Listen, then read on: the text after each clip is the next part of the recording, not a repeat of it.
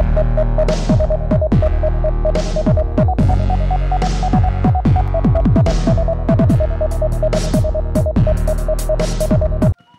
what is up, guys? Master Gamer here, coming at you with a Spooky House episode 8.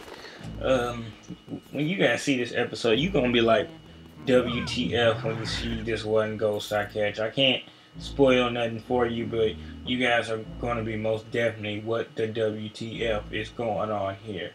I can't even explain it, but I could, but I'm not going to because that'd be a spoiler, but you guys are gonna enjoy it. I want to know how you guys are enjoying the series overall. I'm enjoying doing it, but I really want to know how you guys really do feel about the series overall. Do you guys love it, hate it, or what? Let me know in the comments below.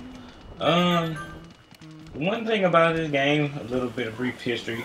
When I used to play this game, I used to, take it a little TV over to my grandmother's house or to my friend's house, and there was this one. It was the second floor of this game, and I would hate always going up there because there was never no lights turned on. And the thing about with that is the game goes how the only way to turn the lights on the floor is that you have to beat a boss of that particular floor. You have to beat the boss, goes to the particular floor in order to turn the lights on for that floor. It used to creep me out a little bit because I used to have a friend in middle school. She beat this whole entire video game, and I would go to her for any questions because when I first got this game, I was truly stuck after the first boss. I didn't know what to do, where to go. I was just basically going around doors trying to open them, and I didn't have the keys. And she basically set up and told me like, yeah, you have to go here and do such and such, or you have to go here and do such and such. Like the thing in the last episode dealing with the butler and the musician Melody. She told me, because I didn't have no idea what to do to make her appear, she told me to go back, hit every musical instrument in the whole entire room like twice or so, and then go back to the piano, and then you'll talk to her. I did not know that at the time, so I was basically astounded when she finally told me and I figured it out. And then with that, she told me how to get the keys to the butler's room, and that I had to, find all of Mario's possessions in order to, get the full story, and what also helps continue the storyline of the game about what happened to Mario and you trying to save him. I say she was a real good, helpful friend.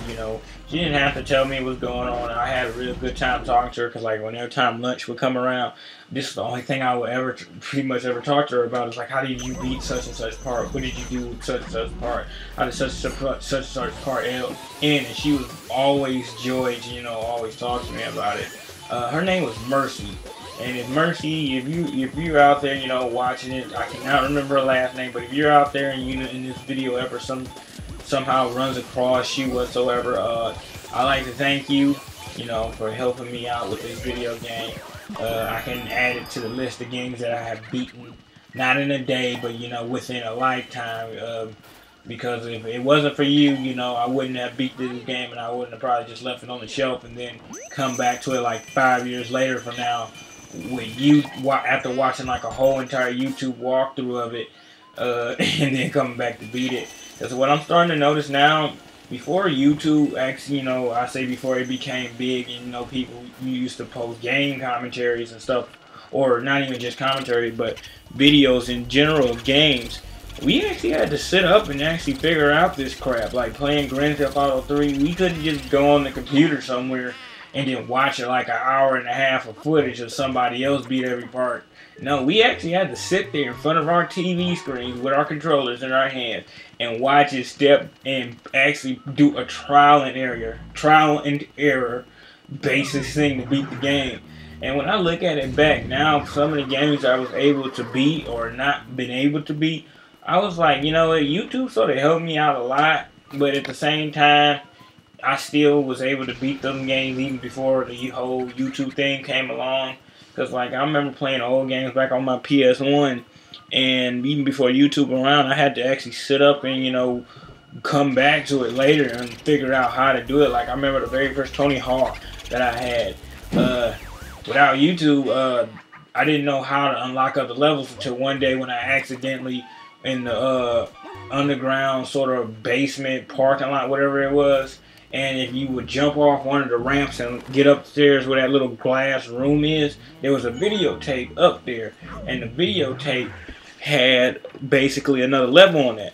And then when I got to that new level, then I was looking around for that same videotape, and I was able to find it again. So when I look at it, the only way for me to actually, unlock levels in that game, I had to actually look for these videotapes. No, YouTube didn't tell me that. I actually had to find that out on my own. I sort of say that, YouTube has made it a little bit more easier now for gamers, to really beat games, because now, all you have to do is just pretty much go on YouTube and type it into the search box, and I bet you somebody had made a video of it.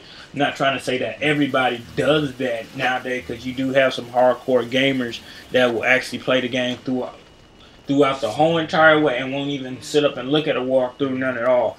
Now, me personally, the only time I ever will watch walkthroughs if I'm only interested in buying a game. Like, to say, what game can that I was recently looking at.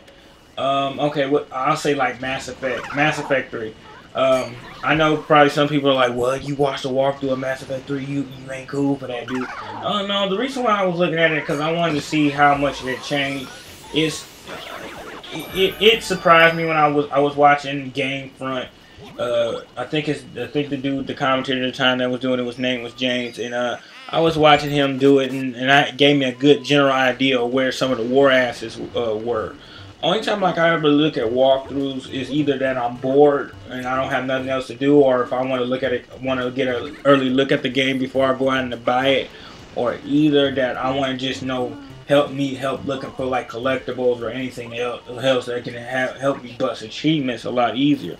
That's the only time like I would ever be looking at walkthroughs pretty much. I think it's pretty cool. I think it's sometimes a good way to get a heads up about what's going to be going on in the video game and finding other things easier. But at the same time, it makes us a little bit, lazy. I can say it makes sometimes me a little bit lazy sometimes if I, sit up and watch the whole entire thing through. Like, I watched Need for Speed The Run. A dude did a walkthrough, not a walkthrough, but like basically a playthrough, no commentary of the whole entire run. And that basically gave me a good general idea of what to expect and what to do during the run.